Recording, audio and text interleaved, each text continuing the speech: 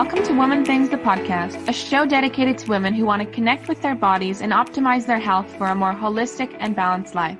We are your hosts and women's health experts, Cara Moore and Kirsten Humphreys, and we will be taking you on a journey of education and empowerment. Stay tuned each week while we break down all the hottest topics in women's health today, including food and nutrition, periods, gut and skin health, fertility, and everything in between.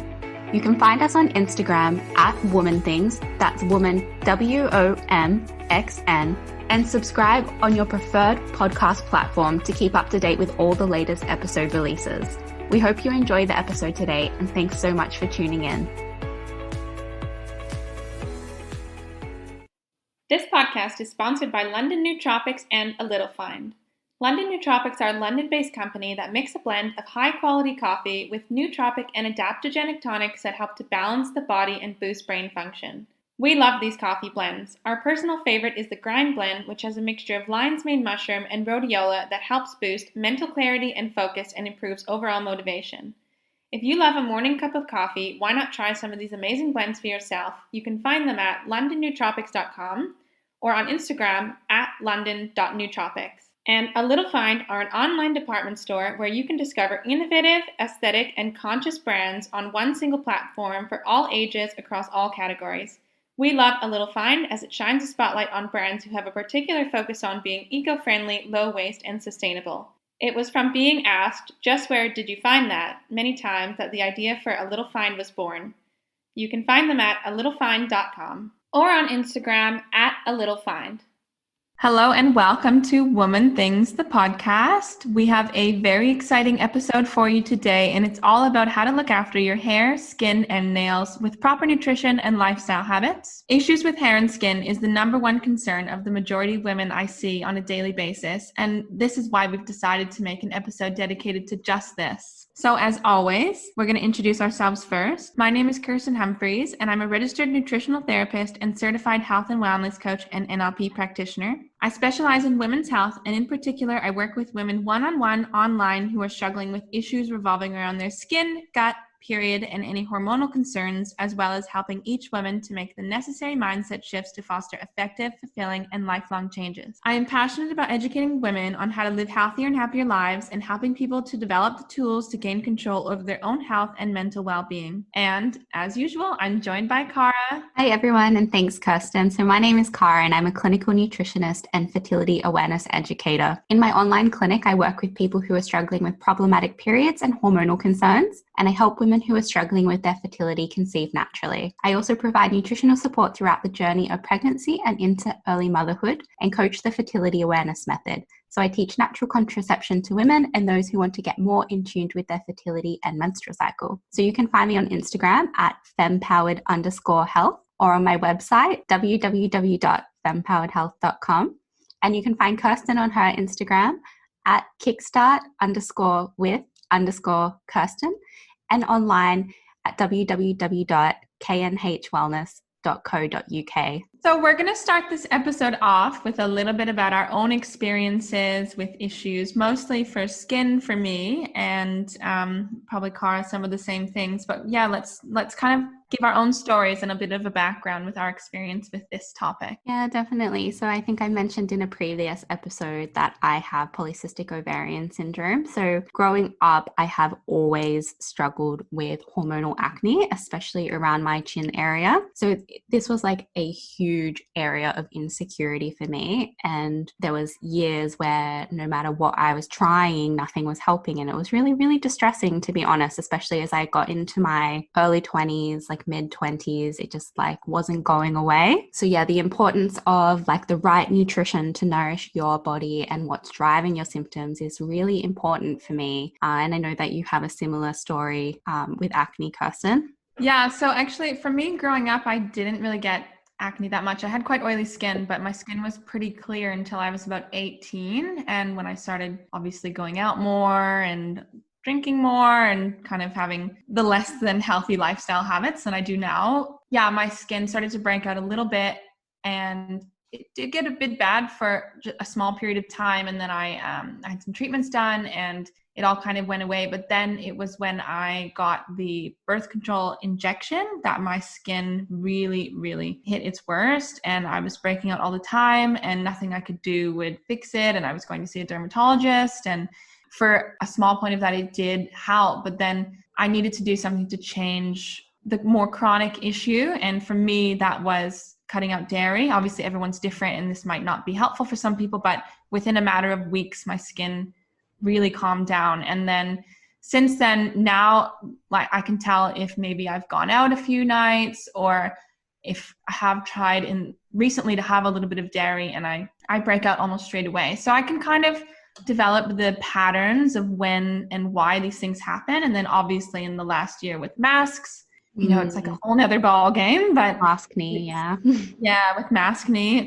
it's a thing. But yeah, and obviously, as Cara said, it does affect your self-confidence and it really gets you quite low sometimes. And I have struggled with that a lot in the past, but I've kind of, especially in the last year that I've been helping other people with their skin, that it's really, it's opened up my world on how not to let it really affect my day to day, because at the end of the day, it's super normal. It's like 50% of women who've had this problem or will experience it at some point in their adult life. So it's really, really normal. Yeah, it's really interesting that you experienced a really big flare-up of acne when you had the Depo-Provera injection. So it's a progestin injection for hormonal birth control. So a lot of women go on hormonal birth control as prescribed by their GPs to quote unquote fix their skin problems. And we know that it doesn't necessarily address the underlying cause to why you're getting breakouts. But while this might mask the symptoms for some women, for other women, these progestins can actually have like an androgenic effect, which can promote breakouts and all of these hair loss, extra hair growth on the body symptoms that we don't really want to have. So it's just really individual about like what's going to work for you, and you never know until you try. Yeah, and that was definitely the case for me. But as you said, it's really helpful for some women as well. So it's so individual, right? It's very individual. And what about your hair? So for those of you who don't know, Kirsten has this amazing blonde, curly, kind of Beyonce vibe hair. It's amazing. Do you have you ever had any issues with your hair? I guess when I was younger, I didn't really know how to deal with curly hair because it's a whole, it was very frizzy all the time and I used to straighten it a lot. And then I just, started to realize I was like, it was mostly because I didn't want to spend that much time getting ready in the morning, but so it's out of laziness. I've learned to love my curly hair. And the biggest change I've noticed is since moving to London, I guess because the water's so hard that it's not as curly anymore. It's quite dry a lot and it's not as thick. So if I look at old pictures of myself from when I was living in Northern England, because the water's a lot softer, it's much thicker and it's much curly and it looks much healthier, but it's kind of like knowing a balance. I've changed my products around and, it is getting better because some of the products I was using before weren't necessarily the right products for my hair. But now that I'm getting a little bit more knowledgeable about it, it's improving. Have you found anything similar? A lot of people say in London, it kind of wrecks your hair. Yes, I was really lucky in terms of my PCOS. I never had too much hair loss in terms of the hair on top of my head. But since I've come to London, I've lost so much hair because of the water. Like it's insane. And I can really resonate with how scary it is when you are losing hair loss now with other women. Like when you're like in the shower and you're just pulling it out and it just like doesn't stop. You're like, oh my God, what is happening? Yeah, we have to buy quite a lot of like that drain unclogging liquid. Constantly pulling hairballs out of the shower. But yeah, it's really scary when you're losing large amounts of hair. Yeah, and lastly, nails. So in my adolescence and early adult life, I think when I was living that less desirable lifestyle as well, I had a lot of issues with peeling, breaking, and really weak nails. And I didn't necessarily do anything specific to change it. But what has happened is that now I've changed my diet and lifestyle. So really after I started studying, I started eating better, I started living a more balanced life. My nails are so long and so strong. And I just never imagined that this would be the case. And I think it's really associated with correcting some nutrient deficiencies and things like that have to do with your collagen production and nail, skin, and hair growth, which we're going to get into today. Yeah, I as well used to have quite a lot of white spots on my nails, which I thought was calcium because I used to be vegetarian, but I was eating dairy. And so I was really confused. And then when I found out that the link with zinc as well, the white spots have significantly decreased, which is nice. But yeah, and this is a really important issue because it's quite important to a lot of women to have nice hair, skin, and nails, right? I mean, the beauty industry is huge. Yeah, we really associate these parts of ourselves with like our femininity, and like it's the parts of us that we find are the most attractive, whether that's actually the case or not. There's just like a lot of emphasis on having like long, beautiful hair, luscious hair, long nails, like healthy, glowing skin. I think even for men now as well, this is the case. More men are getting into, like some wearing makeup and doing things like that. So I think it's just becoming the normal. Yeah, it's just like a lot of external pressure to maintain a certain image, which can like put a lot of stress and demand on people because we can't look perfect and glowy and flawless at all times in our lives. At the end of the day, we're human beings and we're not supposed to look like we've just walked off a photo shoot like every time we step out of the house. Yeah, and I think that obviously this is a little bit of a trending topic now as well, but with Instagram filters and all these other social media platforms having these filters that I'm guilty of sometimes using as well. I'll kind of like on my Instagram story swipe right to make my pores look a little bit smaller, and but actually it's really kind of feeding into this unrealistic look of how people should look, and it's not the normal, as if you can say that. Do you know what I mean? Yeah, so it's like really important not to compare yourself to what you see on social media because it's most likely an edited, curated version of whoever you're looking at, and they don't necessarily look like that in real life. So comparing yourself raw at home to somebody on Instagram who has used a filter, has a face full of makeup, it's just not a realistic comparison, and it's like can just feed into negative self-worth. Yeah, most definitely. So should we get into a little bit more the detailed reasons as to why you might be experiencing issues on these topics? Yes, let's definitely do that. So Kirsten, do you want to start us off with why hair loss can happen? Yeah, so hair loss can happen for a number of reasons. These can include things like iron deficiency, protein deficiency, low immunity, stress, illness, quick weight loss, hormonal changes, genetics, medications, aging, and then also some cancer treatments. Yeah, so that's quite a lot of reasons there already that can change from person to person really dramatically. Yeah, and these happen in so many people, so it's a widespread thing. It's not just isolated to a certain few people. These are common things that happen every day to everyone, right?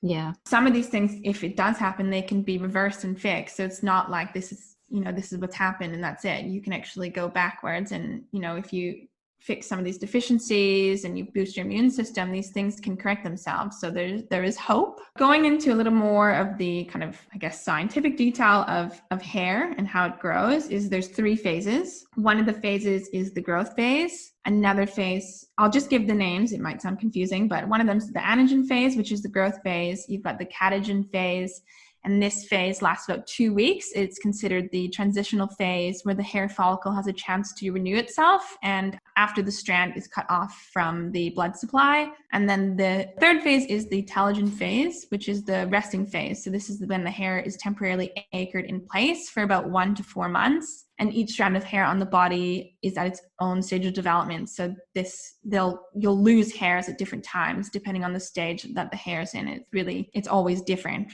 per strand. So once the cycle is complete, it restarts and then a new strand of hair begins to form. And then that just continues to happen. So without that sounding quite complex, that's basically how your hair grows.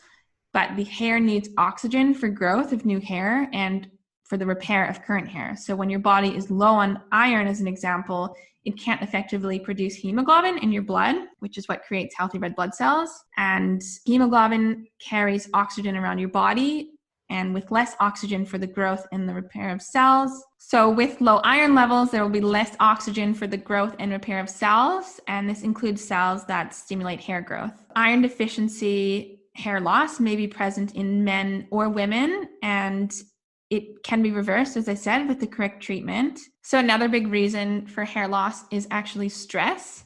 And this is because when stress levels are high, the body releases a large amount of adrenaline, and this can signal the hair follicles to grow into the resting phase, as I explained before. And within, a short period of time, it will start falling out. So this is one reason, but also some people who are stressed have sort of irresistible urges to pull hair out from their scalp, whether it be their eyebrows or their eyelashes or their head hair, wherever. But hair pulling can be a way of sort of dealing with the negative and uncomfortable feelings such as stress and tension, loneliness, boredom, or frustration. And lastly, there are some autoimmune conditions that cause stress on the body that can also attack the hair follicles, causing hair loss, which can also be reversed with correct medical, nutritional, and emotional support. Another thing with stress is we have a testosterone, which is one of our sex hormones in our body. And with high levels of stress, testosterone can be converted into a more potent version of itself, which is called DHT.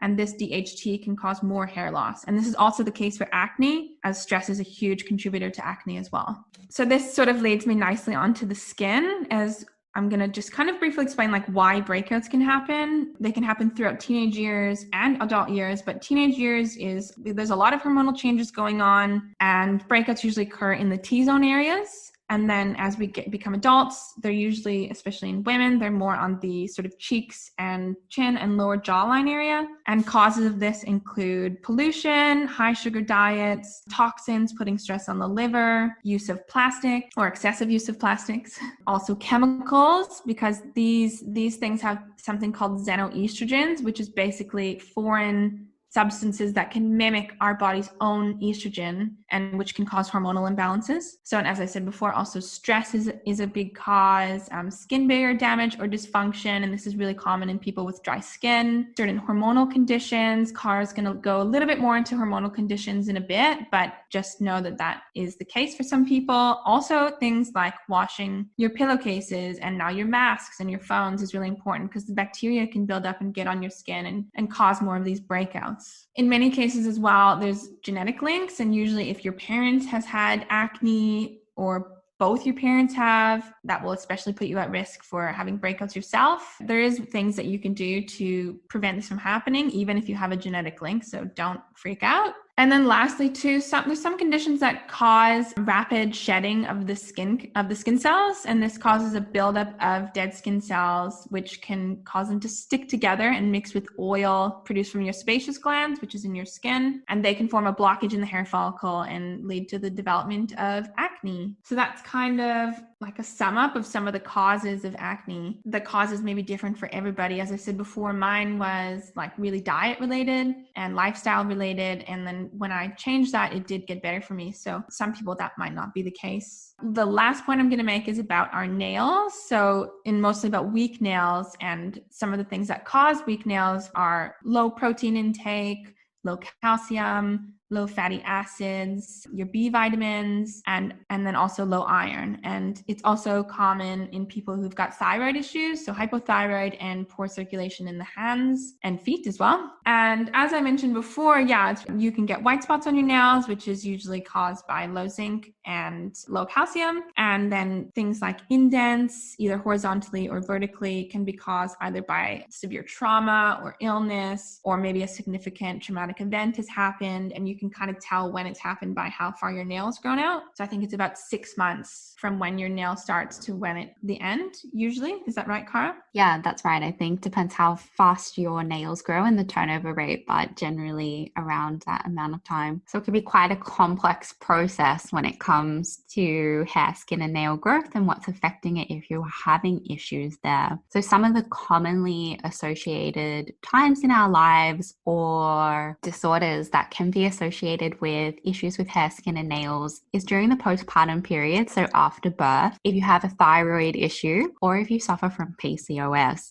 So I'm going to talk a little bit about those now in case that applies to you. So I'm going to start with postpartum, and this one can be complicated because there is more than one factor that can be contributing here. But first, let's talk about what happens hormonally, because this is generally the most natural cause. So when you are pregnant, you have high levels of estrogen and other growth hormone to help grow baby. These hormones are constantly stimulating the growth of your hair, like Kirsten mentioned with the hair growth cycle. So unlike when you're in your menstrual cycle, you're having continuously high levels of these hormones. So the growth phase is consistently higher with limited loss due to these high levels of hormones. So what you see there is a thickening of the hair or maybe additional growth because you're not actually losing the hair follicles naturally every 4 months as you usually would during the hair life cycle. So topped off with the fact that your blood volume is also doubling. So there's more circulation going around. So you're getting more nutrients to the hair cells, to the nails, to the skin. And you're probably focusing on eating healthier and supplementing and sleeping more to help nourish baby. So these are all things that can contribute to that pregnancy glow. So then after baby is delivered, these things stop. So you start to lose the hair that you would naturally have lost during that hair cycle phase. But what happens is because hair hasn't been falling out as continuously throughout pregnancy, you'll be losing more at once. So it looks like you're losing a lot of hair at once. And you are, a lot more hair follicles are falling out at the same time, but they will grow back. They're just going through the phase of the hair cycle at the same time. So postpartum hair loss begins quite quickly after birth as our hormones dramatically drop, but it's said to the peak around the 4-month mark and can continue postpartum. So other issues that may interfere here and exacerbate the loss of hair is nutrient deficiency. So this is really common after birth, especially with nutrients such as iron, which is in such high demand during the last trimester. And it's also recommended that you continue to take your prenatal post-birth, so your prenatal supplement, to help replenish any lost nutrient stores during pregnancy or the delivery, and to continue for the length of time that you wish to breastfeed. Additionally, some women also experience changes in their thyroid function postpartum. So this is usually low thyroid function or a swing between high just after delivery and then low thyroid function. So the thyroid affects hair, skin, and nails as it governs our whole metabolism. It is essentially in charge of every cell in our body. So either high or low levels of our thyroid hormone can interfere with that hair growth cycle, the blood flow to our cells, and then the nutrients and oxygen that's delivered to the area. It can also interfere with the amount of oil present on our skin and in our scalp. So it can either make hair thinner or drier, making the hair either thinner or drier, or both. So this can also do the same with the skin. So really dry skin can be associated with the thyroid function. And I should mention that this is in all people here, not just women with postpartum thyroid issues. So autoimmune conditions like alopecia and PCOS can also be associated with thyroid issues, which brings us to polycystic ovarian syndrome. So PCOS is a complex condition that affects the metabolic and reproductive system. Firstly, issues with the thyroid, such as hypothyroidism, should always be ruled out before a PCOS diagnosis is made. So this can be helpful in determining the cause of hair loss, whether it's PCOS or due to a low functioning thyroid. But the main cause of acne or hair loss associated with polycystic ovarian syndrome is high androgen levels. So that's our testosterone. So as Kirsten was saying before, with the preference for DHT, our more potent testosterone that's associated with more androgenic symptoms such as hair loss on the head, hair growth on the body, acne, excess oil production. These are really hallmark symptoms of PCOS that are associated with our androgenic hormones. And it can be really hard and heartbreaking for women who are experiencing them. So high androgens and other hormones can also be responsible for hormonal acne in non-PCOS women and women that are also experiencing acne breakouts during their pregnancy period. Then lastly, as Kirsten's already touched on, nutrient deficiencies have been associated with issues such as hair loss, weak nails, and sometimes even acne breakouts and dry skin. And generally, these are your nutrients such as iron, iodine, selenium in some cases, zinc, calcium, biotin, vitamin D, and our omega-3 fatty acids or vitamin E. So deficiencies in any of these nutrients can interfere with the production and growth of our hair, skin, and nails, and also the quality of them, which kind of brings us to the topic of supplementation for hair, skin, and nails. Yeah, so as I said before, this is the number one reason why women come to see us at the shop every day. It's a big concern, and I think, as we said, particularly probably a bigger concern in London just because of the hard water. But yeah, there are a few things that you can try. So one of them, which is a bit of like a hot topic right now, is collagen. A lot of people say, there's not really much evidence that collagen can do anything, but there is a little bit of data showing that collagen has helped people with hair growth. And I've personally seen women who have come into the shop after been given collagen for a couple months, and it's almost like they have two different completely heads of hair. The top of their hair is so thick and lustrous and beautiful, and the bottom of their hair is like real dry and thin, and they can't even believe. I had a GP come in and I gave her some collagen, and she came back like a month later and was, wow, this has helped me so much. And the collagen that if you are going to try supplementing with collagen that you'd want to go for hair, skin, and nails is more of a marine collagen. This particular type of collagen is just more suited for that. So yeah, it could be worth a try for sure if it's something that you're struggling with. There's a lot of hair, skin, and nail formulations, and as Cara said, these usually contain iodine and selenium, iron, zinc, and biotin. Biotin doesn't usually work for people unless you're actually low of it in the first place.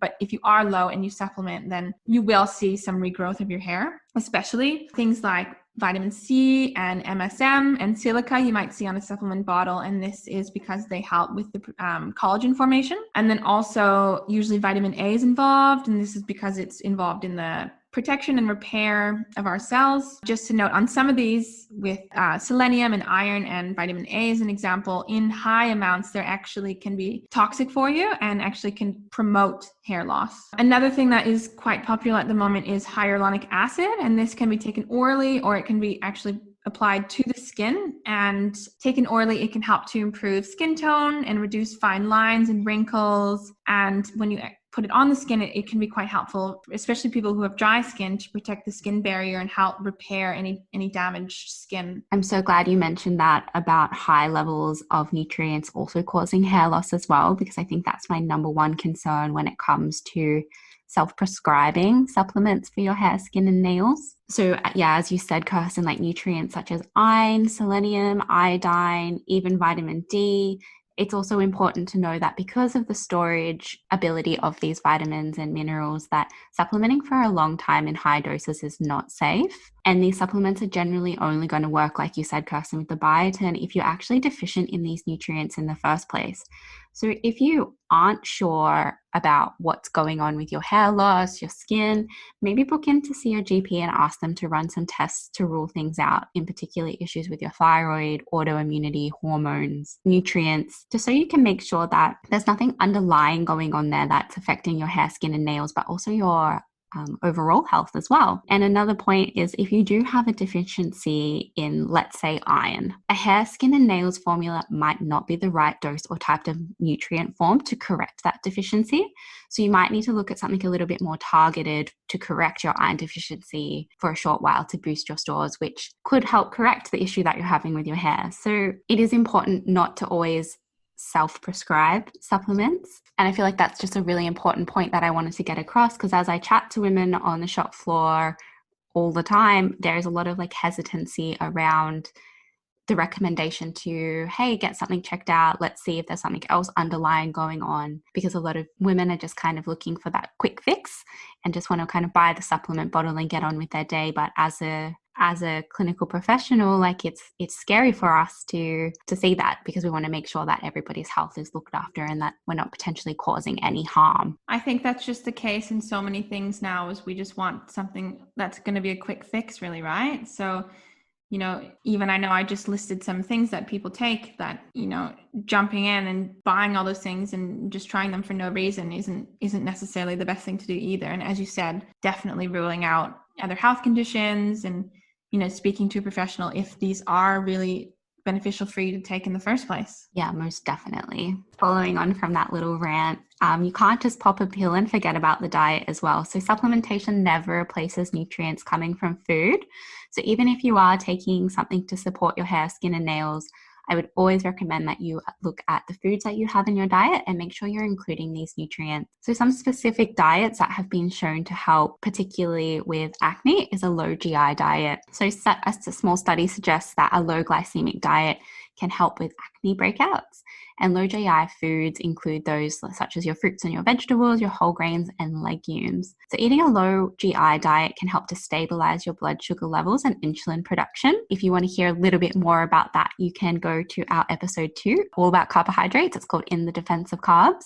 But managing your insulin and blood sugar levels can help with things like inflammation and androgen testosterone production. And this is especially important with people with acne and PCOS. So additionally, following an anti-inflammatory type diet as well is beneficial for your skin health. So foods rich in omega-3, so lots of extra virgin olive oil, oily fish, nuts and seeds, some brightly colored vegetables for antioxidants and polyphenols, and cooking with lots of culinary herbs and spices can help reduce inflammation that might be driving some of your hair, skin, and nail issues. Adequate protein is also essential as our hair, skin, and nails is made up mostly of collagen, which are our protein peptides or amino acids. So all of our cells in our body are made up of protein. So we want to make sure that we're getting a quality serve with every meal, whether it's from eggs, chicken, turkey, tofu, tempeh, legumes, red meat. You need to be eating a serve of protein at every main meal for healthy hair, skin, and nails. There's also not much point supplementing with a collagen supplement if you're not meeting your protein requirements, because I said that every cell in our body requires protein. When it's broken down into amino acids, those amino acids are going to be delivered to areas of the body that are more essential for living. So whether that's muscle repair, organ repair, neurotransmitters, hormones. If we're not getting enough protein in our diet and then we're supplementing with collagen, those amino acids aren't actually going to go to our hair, skin, and nails. They're going to be utilized in other areas that are essential for keeping us alive. So if you're going to try marine collagen, make sure that you're getting enough dietary protein in as well. Foods that promote circulation can help with hair and nail growth. So that's things such as chili, ginger, cinnamons. They help to get the blood flowing and oxygen and nutrients pumping around the body, delivering them to cells to help with growth. And as we mentioned, nutrients associated with hair, skin, and nail issues should be included in the diet or all the time, even if you don't have hair, skin, and nail issues. But if you are having issues, there should be a main focus on making sure that you're correcting those through the diet and if supplementation, if indicated. So that's our iron. That's our red and organ meats are our richest source. Darker poultry cuts like thigh over breast. And then things like red kidney beans, edamame, nuts, dried apricots, and figs are also really great sources of plant-based iron. Iodine is an important one. So our seafood and sea vegetables like nori, seaweed are our best sources, with also smaller amounts coming from eggs and dairy products depending on where they come from. So iodine is always one to approach with caution, whether it's through diet or supplementation, as our body and thyroid is extremely sensitive to sudden changes in our iodine consumption. Zinc, another really important one for hair, skin, and nails. We can find really good sources in oysters and seafood, red meats, nuts and seeds, and whole grains. Then calcium is another one. So dairy products or fortified non-dairy alternatives are great sources of calcium, as well as our green leafy vegetables, chia seeds, almonds, and oranges, surprisingly. Biotin, one that's really associated with our hair, we get from legumes, nuts, seeds, egg yolks, organ meats, salmon, and sweet potatoes. And lastly, vitamin D. So it's hard to get substantial amounts from food alone, but things like eggs, oily fish, and fortified foods do contain small amounts of vitamin D. But our main source is sunlight. So getting 20 minutes per day, ideally in the middle of the day when the sun is at its highest, with our limbs exposed, can help to make sure we're getting enough. And then lastly, things like binge drinking and high levels of alcohol consumption can contribute to deficiencies in these nutrients, but also inflammation and other snowball effect. So if you are drinking regularly, then this is something to be mindful of as well. Yeah, and there's also some more lifestyle tips to support healthy skin and nails. And these can include, well, this is a really big one actually, but not taking skin selfies of yourself every day. I have to admit that this is something that I have done a lot in the past, and it can really lead to like an obsession with how your skin looks and just overall lowered confidence. Setting yourself positive affirmations. So whether it be that I trust that my skin is healing, or whatever you need to give yourself that sort of boost in the day, can be really helpful. Doing things like swapping out plastic containers for glass, to reduce some of these hormone disrupting chemicals that I mentioned before. Using more natural cleaning products, exercising for improved oxygen and nutrient delivery around the body. And also, just because exercise helps increase our confidence, it's a big thing. And whether it be, going for a walk in the morning, or going for that HIIT workout you really like, or whatever it is you enjoy doing based off your energy levels at that time, but it can be really helpful in just improving your overall confidence. And things like meditation and mindfulness to promote a sense of well-being and reduce stress. You can follow skin and body positive accounts on Instagram. It's really helpful to just have these issues become normal and see that other people are dealing with them as well. And there's some really great people on Instagram who are spreading some really great messages. So if you are on Instagram, I really encourage you to join and follow accounts like this. Drinking plenty of water and staying hydrated is important. Not having super complex skincare routines and not constantly changing your products, because it can just become really confusing for the skin. And these products need a little bit of time to start working. So if you have something new, you need to give it like a month or more just to see if it actually is affecting your skin. Obviously, if you're having reactions, don't continue to use the products. But the cycle of constantly changing what you're using isn't going to be helpful either. If you are suffering with acne in particular and you have severe acne, I do recommend you seeing a dermatologist, because so often at this point, your mental health is really the most important thing to protect here. And, there are some things that in the form of a quick fix in terms of medications or certain skin peels. I've had them before in the past, and these can be very helpful to speed up the process. And even though some of them might be quite expensive, to me, they were worth every penny just to, improve my self-esteem and improve my confidence and help my mental health. A big thing as well is not to pick and touch at your face when it comes to acne as well. And keeping things like your pillowcases and your masks and your phones, as I said before, clean to prevent bacteria buildup. And, just rocking you. You are a wonderful human being. Everyone is unique and different and beautiful. And not comparing yourself to others is a big thing in a negative way, right? Yeah, they're really beautiful tips there, especially around positive affirmations, and really looking on ways that you can work on the inside while you're working on the outside can be really important in the healing process. It's really important that you pointed out that it does take time, and that's why it's so important to work on the inside while you're working on the outside, just learning to love yourself for who you are. Yes, most definitely. Yeah, and so then lastly, something just to touch on is certain products that you might want to look out for, and some services as well. But, if you are a person who suffers with acne, things like azelaic acid, salicylic acid, glycolic or lactic acid, benzoyl peroxide, niacinamide, antioxidants, retinol, zinc, and also an internal zinc can be helpful. But everyone's skin is really different, so some products might work for others. I, for example, can't use benzoyl peroxide on my skin. It's too harsh. It really dries out my skin, and I have a lot of luck with azelaic acid. And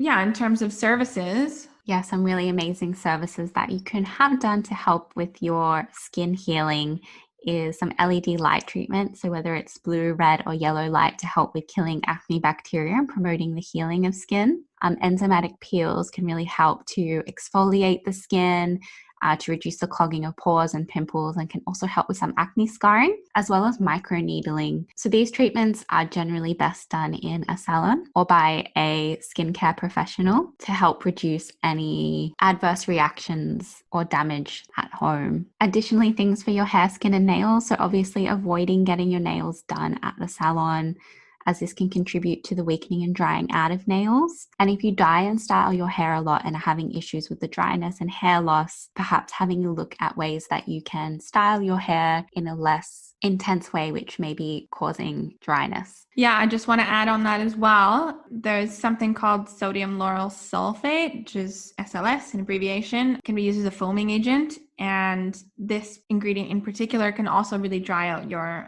hair and skin. So trying to avoid things with that inside can be helpful as well. Yeah. And I know you have some brands, Kirsten, that you're a really big fan of at the moment when it comes to skincare. So did you want to mention those? Yeah. So there's 4 brands that I really love. One of them is I Love Skin. Their serum is amazing. It feels so nice on the skin. And then also their scar oil is really good. They have a sort of natural version of a scar oil, which, I've used myself and it's really amazing. Yeah, so definitely I Love Skin. Paula's Choice has a really great acne skincare lineup, and my skin has improved massively since I've started using their products. And Evolve Skincare has a really nice sort of natural brand of products. I use their cleansers. Their Daily Detox facial wash is very nice and gentle. And also Too Faced Theory is really good. And then my new favorite, holy grail of skincare is something called Clinisoothe.